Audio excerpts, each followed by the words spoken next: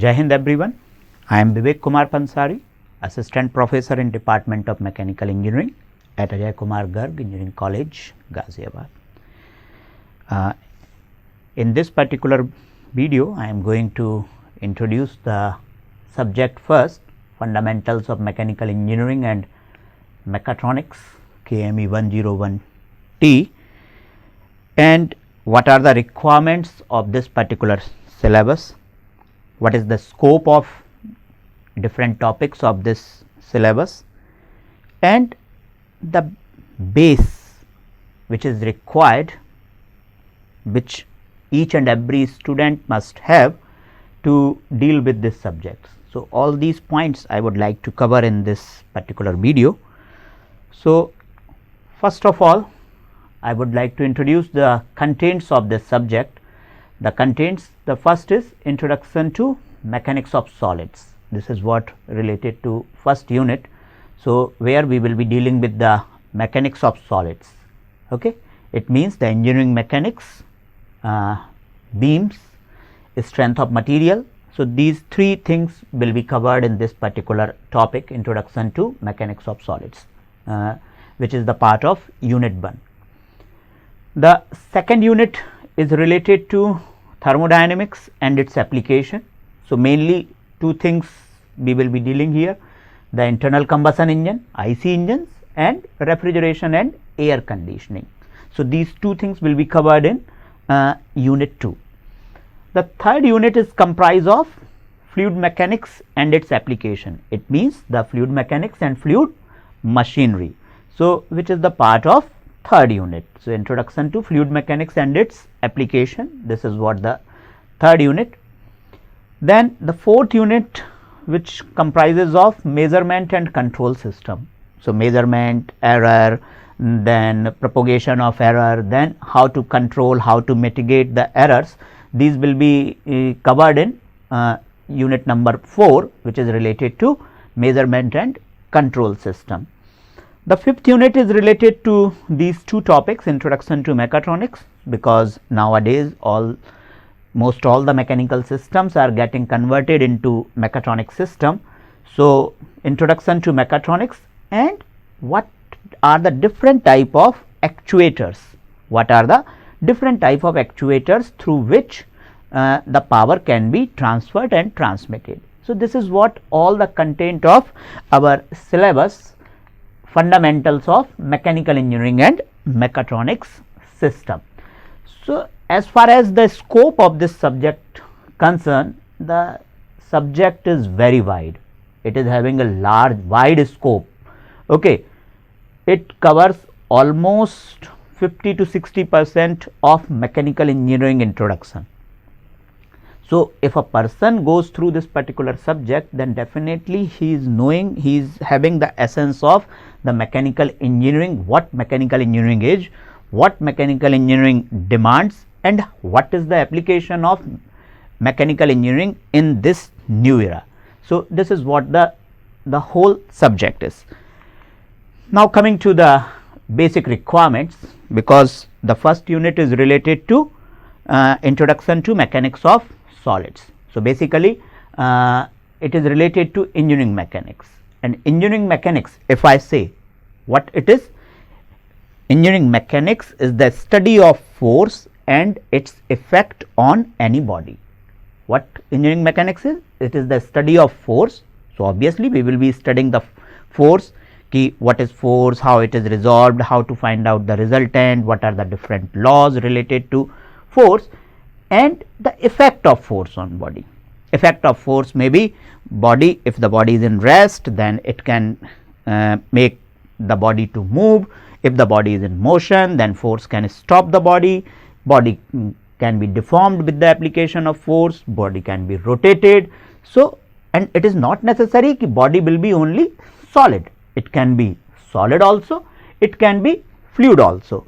So, engineering mechanics is the study of force and its effect on either the solid or on the fluids.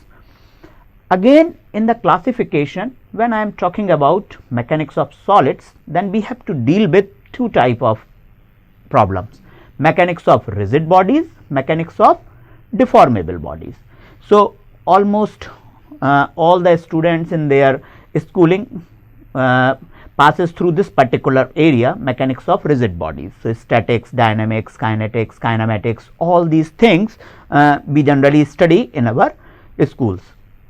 But mechanics of deformable bodies, somewhere we call it strength of material, where we deal with the elastic property of the material, elastic property of the bodies.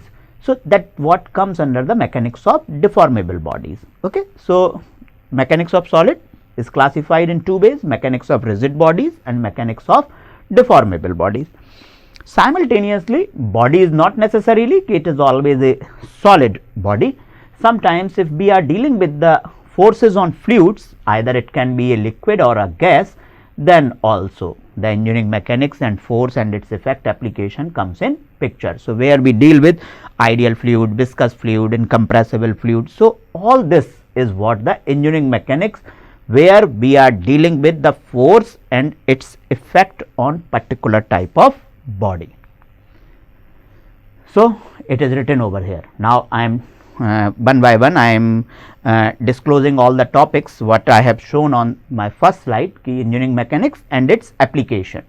So, mechanics is the branch of physical science that is concerned with the state of rest or motion of bodies subjected to the action of forces. So, if I am talking about the rigid bodies means whose shape cannot be changed by application of any amount of force. So, obviously, the body will not be deformed.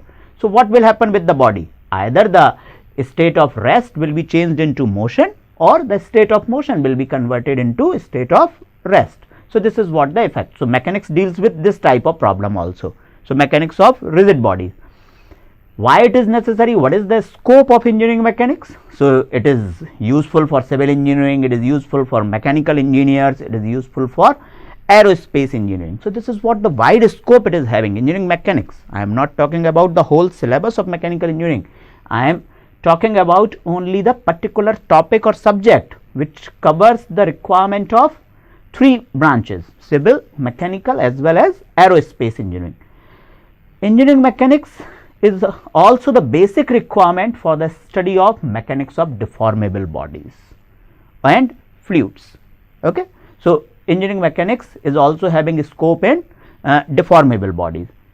It is also essential for the design and analysis of many types of structural members such as columns, beams and pillars, many things, some mechanical components. So, obviously, the bearing, shaft and flywheel, all the design of all these require the application of engineering mechanics.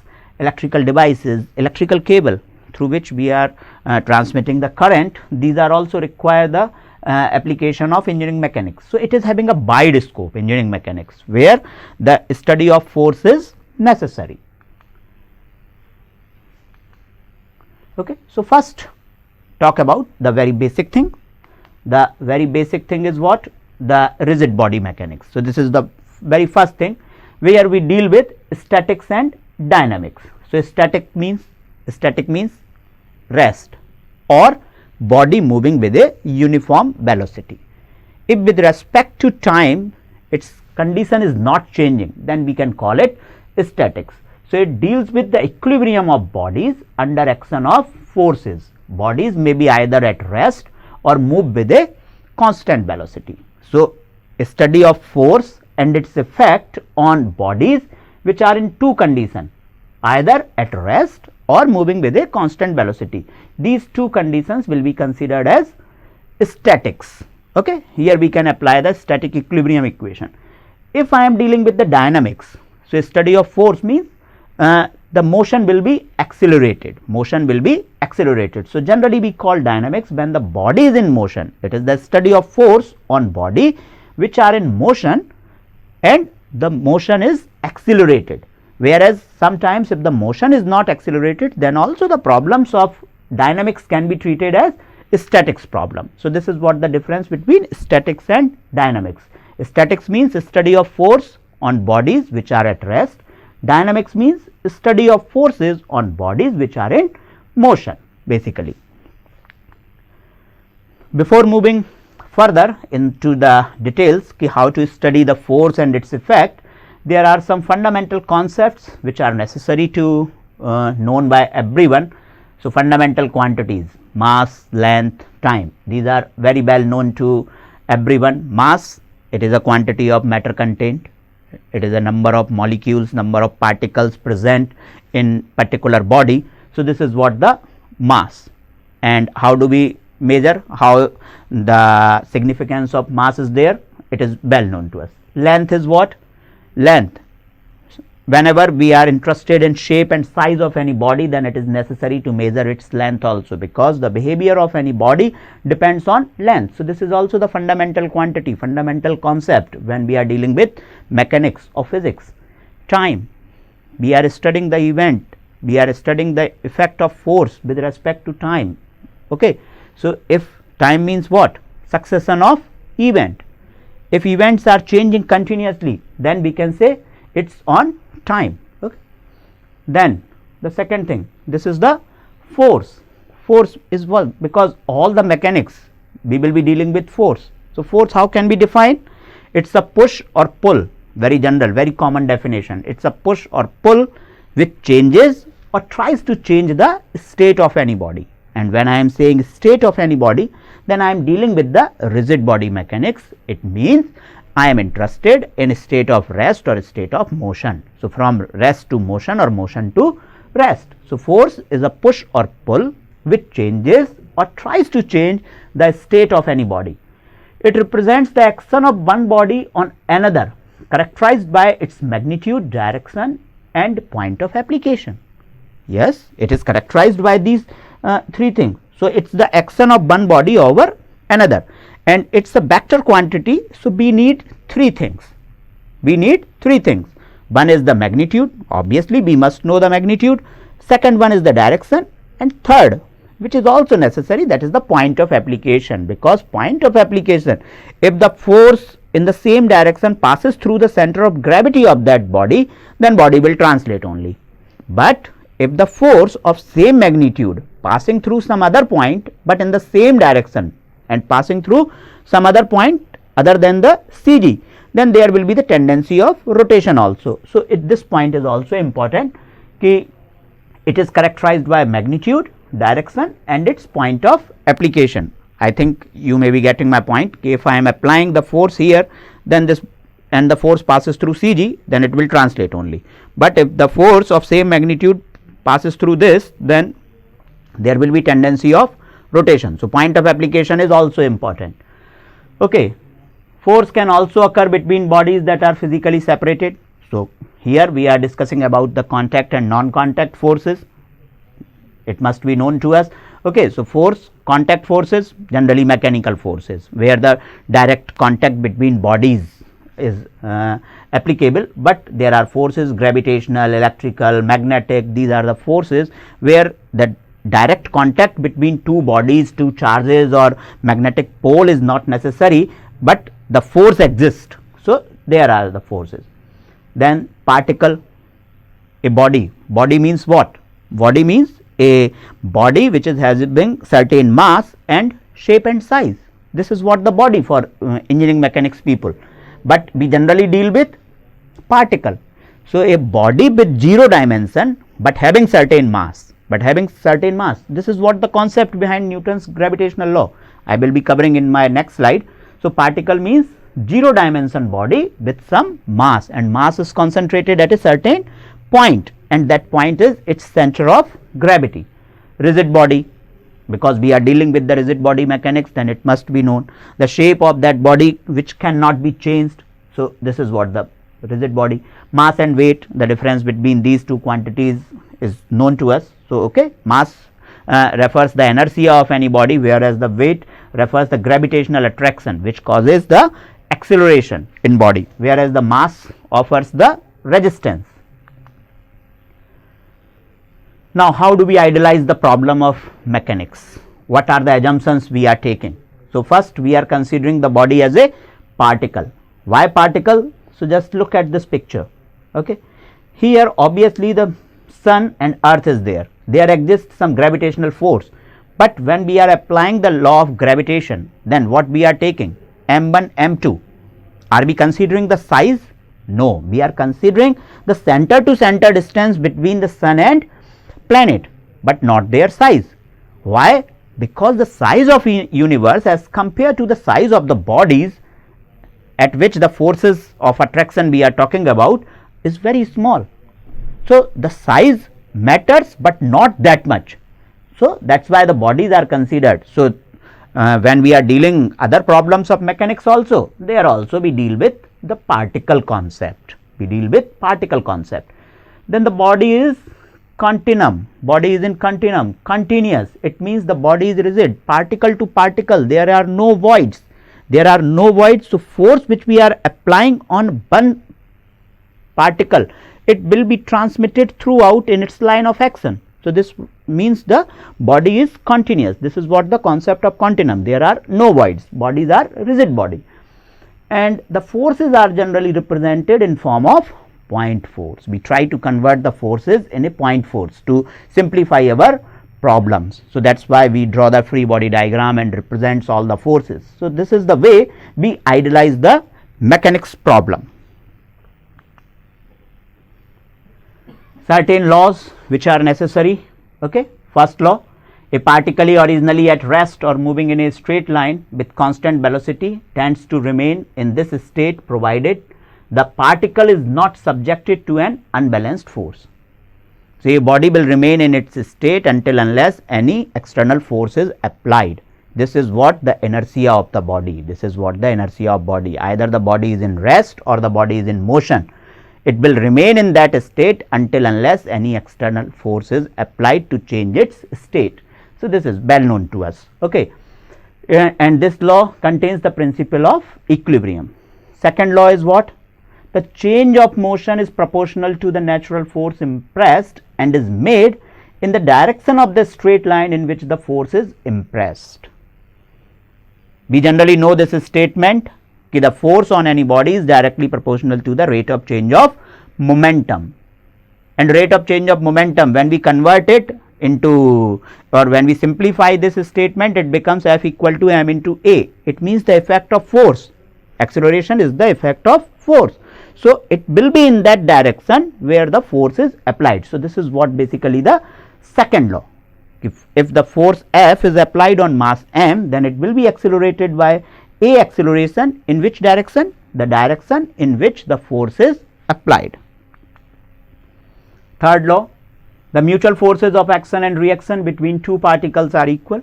So, the general common statement, every action is having equal and opposite reaction forces.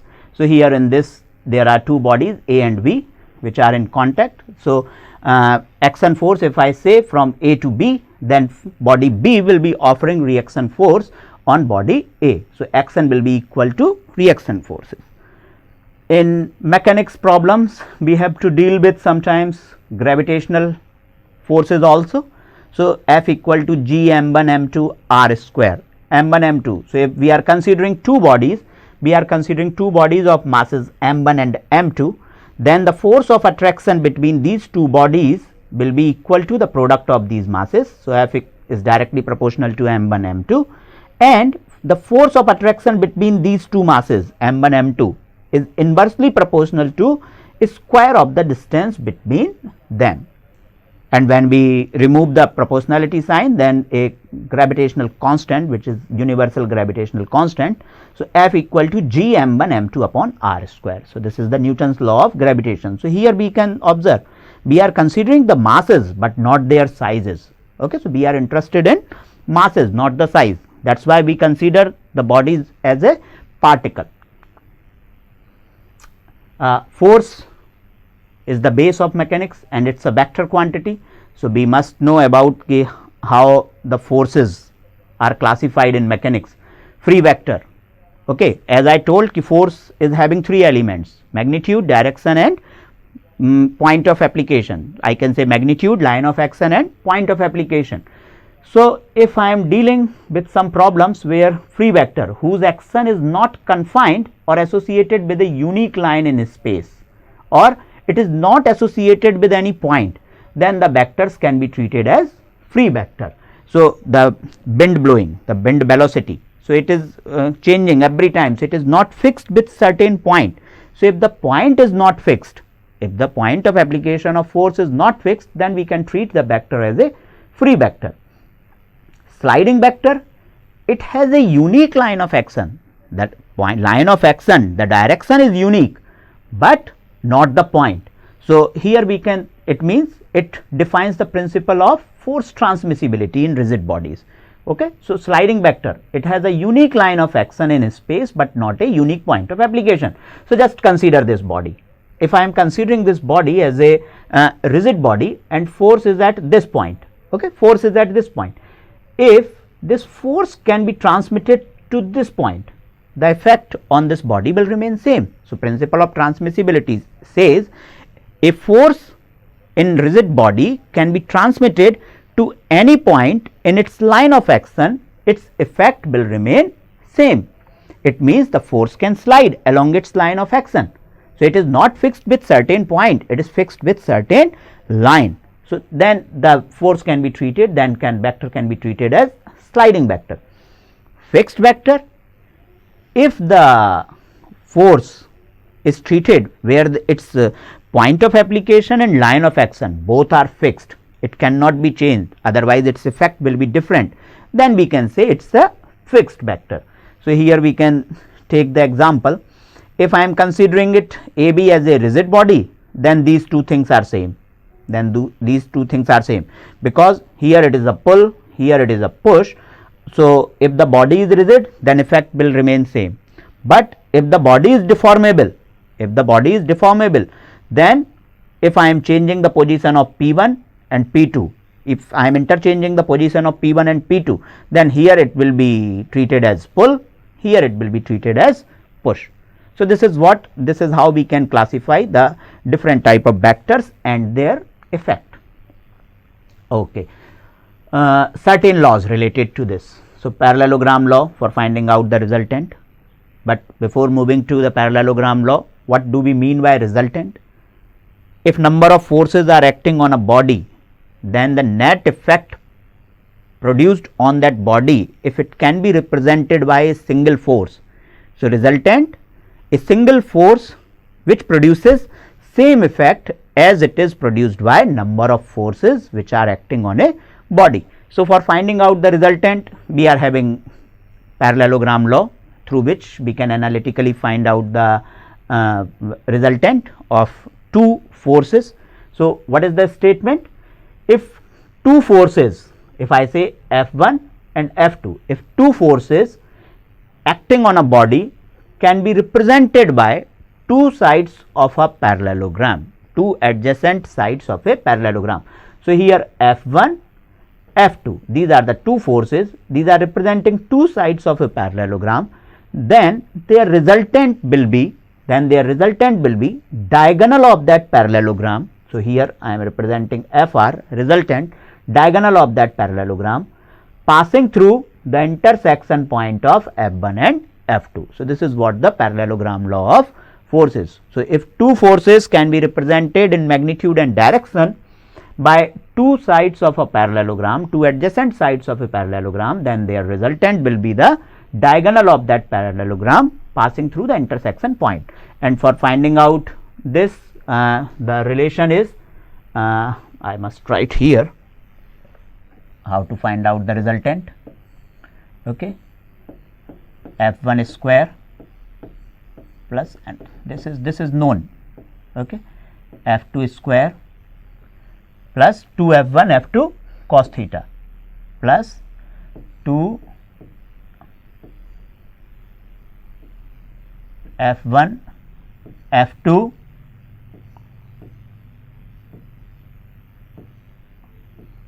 cos theta. Cos theta is the cos theta here.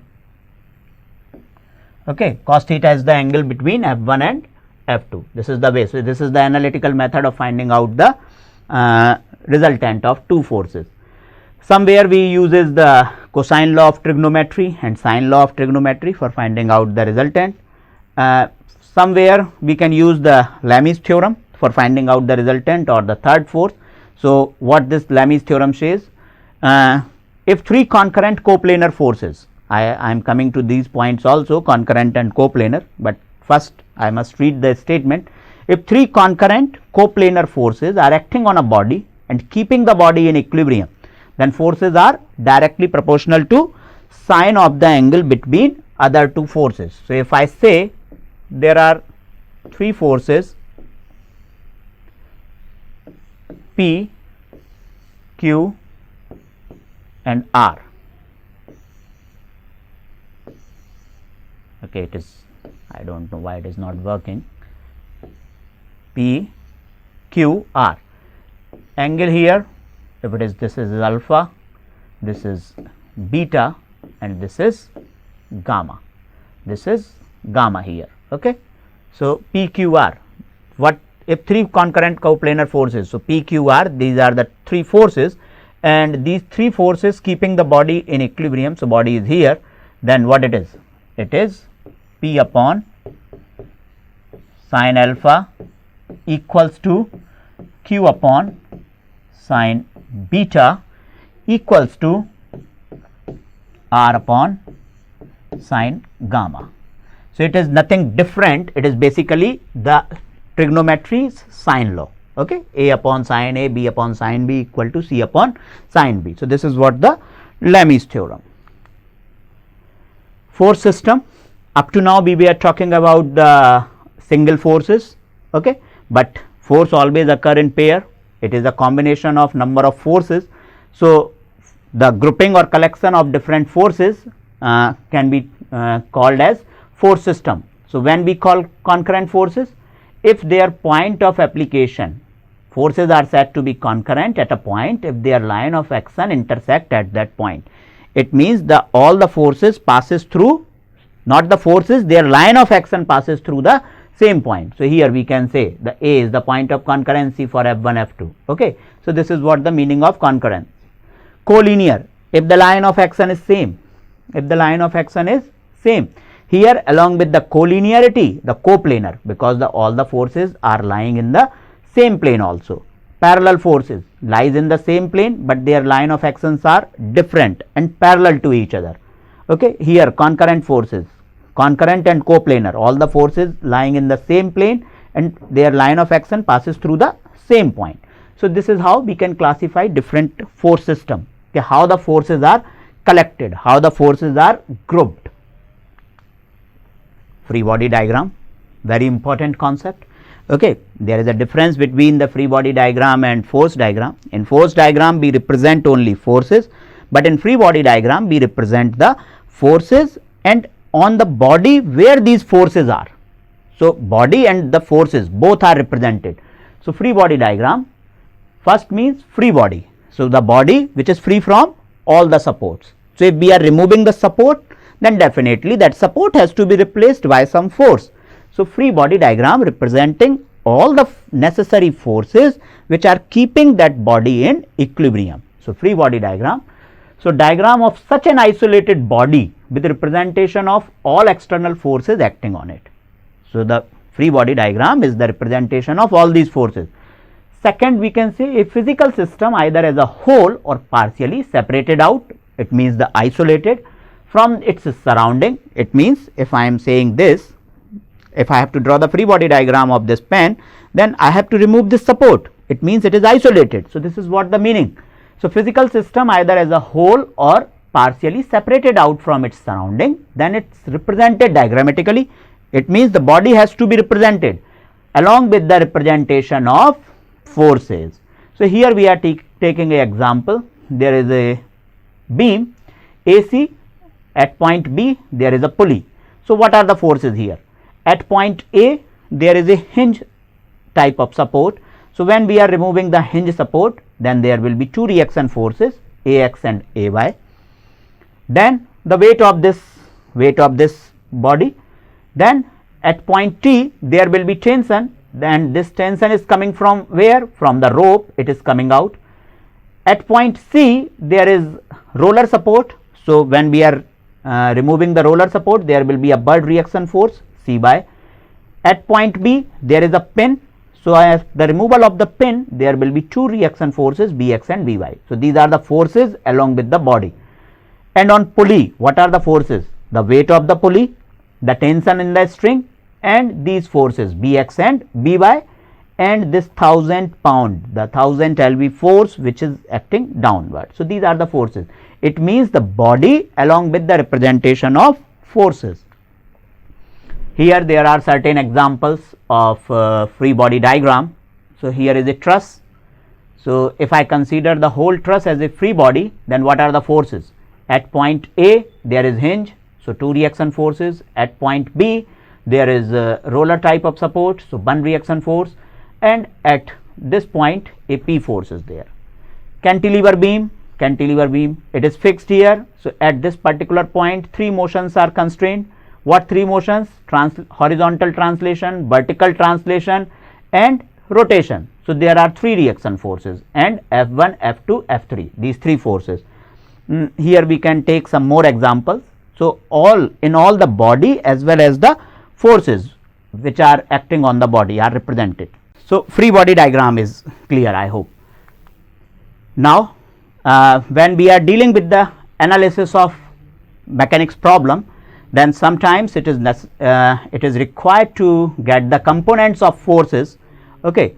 So, it is necessary component, or we can say the projection of forces. It is not necessary that the component are always orthogonal or rectangular, it may be in any direction. So, the component in those direction where we can follow the vector law of addition. So, here are the certain examples how to take the component.